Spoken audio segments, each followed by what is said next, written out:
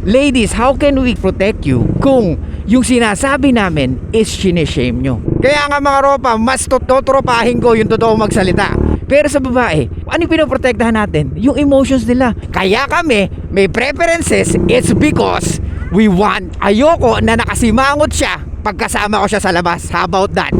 Dahil alam mo sa sarili mo kung ano at sino ka. Yun ang gusto mong babae. Walang pwedeng sinuan makapagdikta sa'yo. Hey, what's up guys? It's your boy, Suplano Moto. Good morning!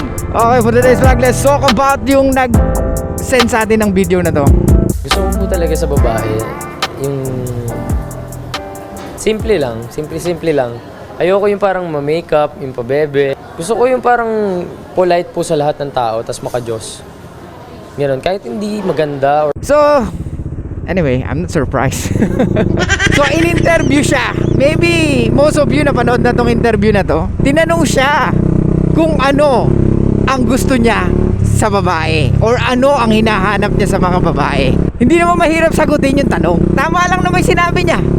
At wala akong nakikitang mali. Sinabi niya ay simple lang, 'di ba? Yung polite. Oh, normal naman 'yun, 'di ba? Tapos sinabi niya ayaw niya ng ma-makeup. So anong mali? At ayaw niya ng pabebe. So anong mali? Why most people or women trying to demonize kung anong gusto nating mga lalaki? Why some people trying to say kung ano yung dapat nararapat sa atin? Dun sa nagsorry na si Robin ba yun? Ropa, bakit ka nagsorry sa reference mo? Reference mo yun. Yun ang gusto mong babae. Walang pwedeng sinuan makapagdikta sa'yo kung ano at sino ang gusto mo. Lagi mong tatandaan yan. Eto mga ropa, dahil sa society or dahil sa ganyang mindset ng mga karamihan na parang pag lalaki ka, hindi ka pwedeng mamili. Pero pag ang babae gusto nila ng matangkad, gwapo, mapera, magaling sa buhay, parang kailangan tanggapin natin. Di ba? Parang kahit nagloko siya kasi hindi mo maibigay yung mga bagay na gusto niya, dapat maintindihan mo. Ano yun? Di ba? So sa ating mga lalaki, nakakatakot na ngayon magsabi ng preferences kasi sinishame nila. Di ba? Na parang sasabihin mo sa girlfriend mo, huwag kang magsuot niyan, huwag ka na mag-party, you are already in a relationship. Yung mga kaibigan mo na party goers, hindi mo na dapat sila samahan kasi you are already in a relationship. Ha? Wala naman masama, nagpa-party lang naman Tsaka before kita makilala, nagpa-party na ako. Kaya nga, ngayon nakilala mo na ako at nasa relasyon ka na, dapat hindi mo na ginagawa yung mga gawaing pang single. What? Are you insecure? You are so controlling. O, diba? And syempre, pag sinabi niya yun sa mga kaibigan niya, same thing ang sasabihin. Oh my God, girl, he's so very controlling, That's misogynistic. What the fuck? Misogynistic? Mga nagsasabi niyan, karamihan di naman nila alam ang ibig sabihin ng misogynistic. May isang nakausap natin one time. Napag-usapan namin yung mga pinopost ko. Sinasabi niya, nakita niya yung mga post natin, nakikita niya ibang mga comment. Kaya daw yung iba nagagalit kasi ang dating daw nung content natin is misogynistic. What? Paano naging misogynistic na I just want to improve yung mga buhay ng mga kalalakihan? I'm just giving advice sa mga kalalakihan na dapat ganito gawin nila para mas maging maganda ang relasyon. Kasi ito ang hinahanap ng mga kababaihan. Misogynistic daw yun. So sabi ko sa kanya, alam ba ibig sabihin ng misogynistic? Parang sinishame mo yung mga babae. What? Sabi ko sa kanya, i-google mo nga, pakitignan kung anong ibig sabihin ng misogynistic. Dinong ginugol niya, ay, sorry, mali pala ako. Di ba? Di natahimik siya. Kasi paano ko i-hate ang mga kababaihan kung sabi ko sa kanya, we love women. Actually, we want relationship to get better. Kaya nga maraming nag-a-advise ngayon ng mga kalalakihan para mas maging mabuti ang relasyon nila or mas maging matatag. Kasi nga, men knows kung paano dali ng relasyon. I'm not saying all, pero karamihan ng lalaki, we want to be the leader of the relationship. And most of women looking for a man na talagang ililid sila. Kaya paano naging misogynistic yung meron kang preference, di ba? So sa'yo, Ropa, dun sa nag-sorry, bro, you know it can affect your future relationship someday. Why? Dahil sa videos na yan, pwedeng yung mga babae makilala mo, they can use that against you. What? Pag yung mga babae na, alam mo yun, yung parang mabilis kang nag-sorry, so alam nila na they can control you. Bro, be unapologetic. Ano yung sinasabi ko? Women want a guy na indifferent, unapologetic. Di ba? Yung wala kang pake sa opinion ng iba.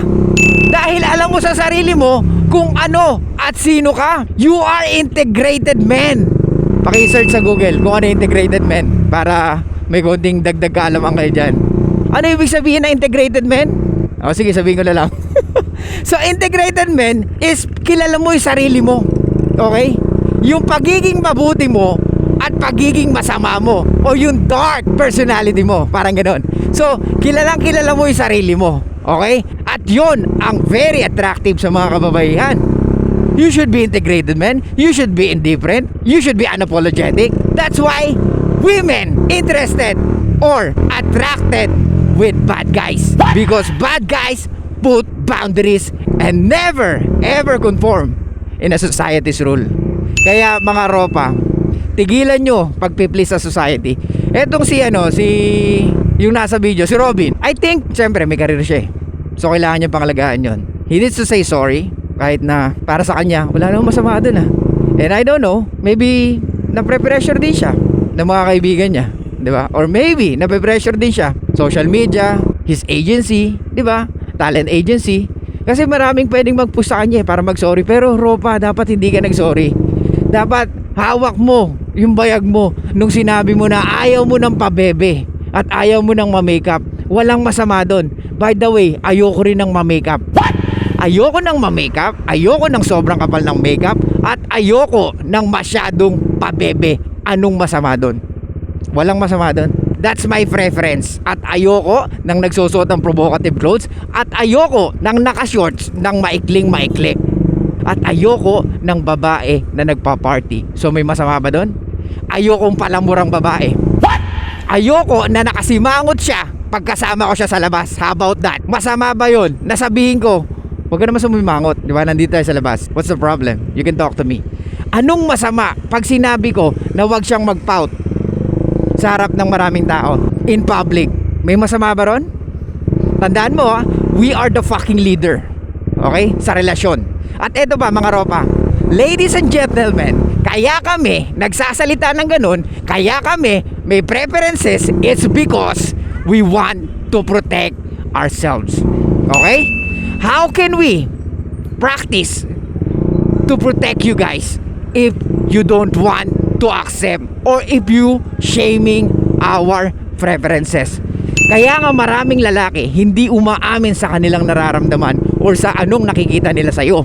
Kaya nga men reject women covertly. It's because of this kind of shaming.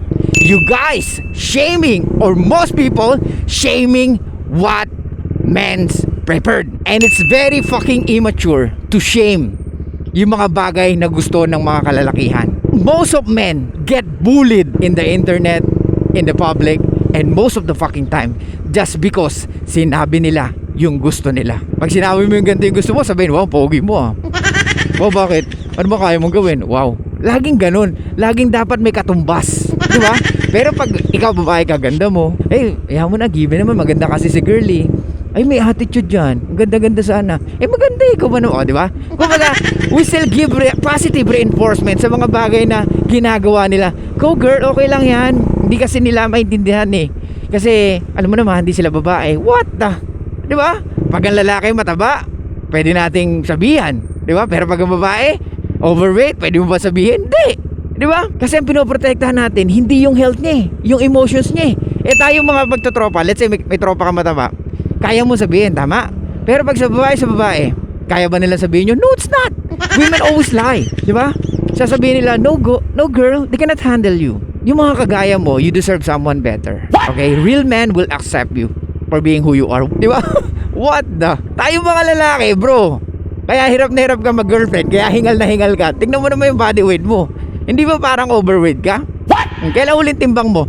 Kaya natin sabihin yun. And we accept criticizing each other. It's because that's the best time to learn kung ano yung dapat natin baguhin. Pero sa babae, ano yung pinoprotektahan natin? Yung emotions nila o yung pwedeng maramdaman nila, hindi yung health nila.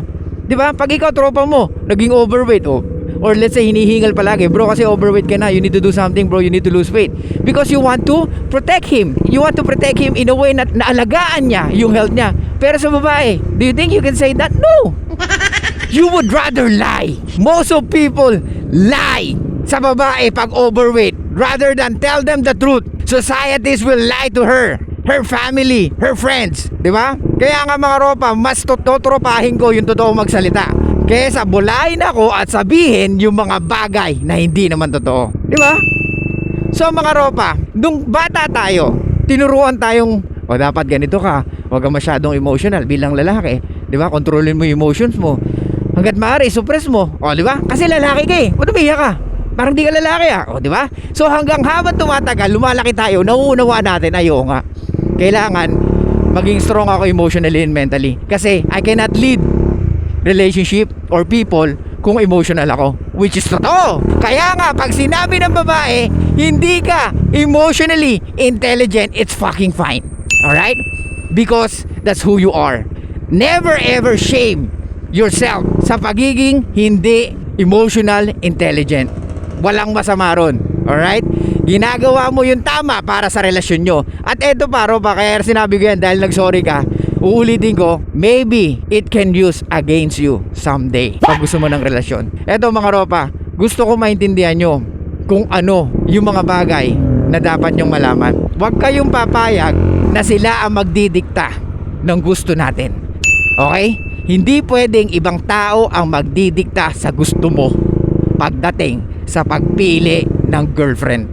At eto pa, since sa pag-usapan natin yung about, nung bata tayo, tinuturuan tayo kung anong dapat gawin natin bilang lalaki, di ba? Para paglaki natin, alam natin yung dapat natin gawin. Pero ang babae, they never taught them how to respect men, how to love men, or what makes a man happy. Kaya nga mga ropa, ngayon, marami kayo naririnig na ganito or ilan yung mga pinakikinggan nyo, please internalize it at unawain yung mabuti. Laliwan natin ng konti. Bakit nga ba sinabi ni Robin yun na gusto niya ng babaeng polite, babaeng simple, babaeng hindi ma-makeup, at babaeng hindi pa bebe? Why? It's because he knows what he wants and he knows kung ano ang feeling na merong girlfriend na ideal. Okay? That's his preference and ideal girlfriend. So walang masama doon. At alam niya, pag ganun ang girlfriend niya, he can show his best and he can protect that girl.